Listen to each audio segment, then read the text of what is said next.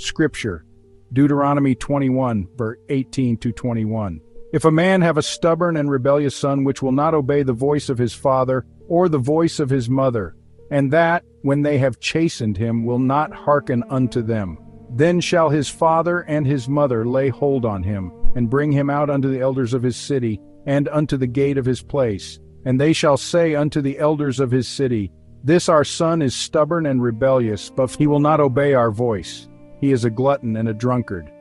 And all the men of his city shall stone him with stones that he die. So shalt thou put evil away from among you, and all Israel shall hear and fear. Calvin's commentary, if a man have a stubborn, what God had previously adverted to in 2 clauses, Ty now embraces in a general law, for it cannot be doubted but that by rebellious children all are designated who are abusive or insulting to their father and mother. For if it be a capital crime to be disobedient to parents, much more is it to strike or beat them, and to assail them with reproachful words. In sum, Moses declares that those are deserving of death who are of such a stubborn and intractable disposition as to reject the authority of their father and mother, and to hold them in contempt. Whence also we infer what it is to honor our father and mother, for the punishment is only denounced for the transgression of the commandment. When therefore the law delivers over to death all who contumaciously rebel against the discipline of their parents, it follows that they have refused them their due honor.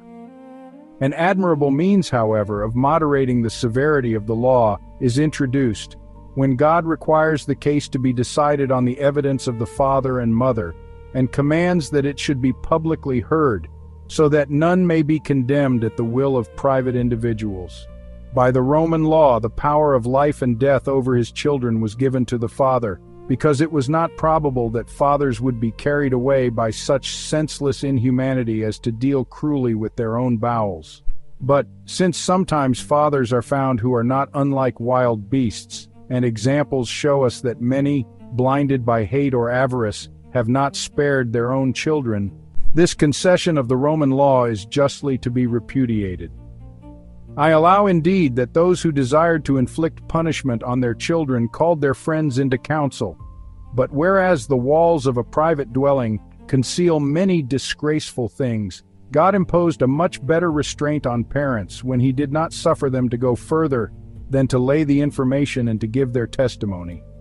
For although he would have credit given to their testimony still, when the children were brought to the tribunal of the judges, a legal trim undoubtedly ensued, and this form of proceeding is prescribed, viz., that the father and mother should bring their son and make their complaint before the judges of his incorrigible stubbornness. It is true that the sentence is immediately subjoined, yet we must infer, nevertheless, that the judges pronounced it before the criminal was stoned, else it would have been ridiculous that they should sit there like ciphers.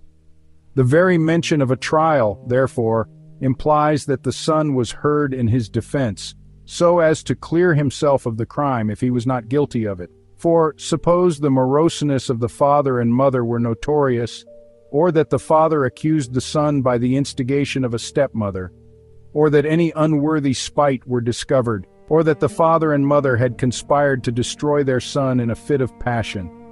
The defense of the cause is, therefore, implied in the adverb then, for it would have been more than absurd that the son should be condemned without being heard.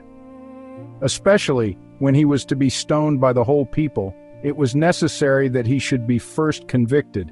and on this ground he was brought forth publicly, that he might be allowed to plead his cause. But although those were condemned who were addicted to other vices also, yet Moses expressly mentions gluttons and drunkards, to show that, although no capital crime were alleged, still, dissolute profligacy was sufficient if the son could not be corrected by his parents. For it is plain that those are in a desperate state who have so eased away submissiveness and shame as to receive no profit from the admonitions of their parents.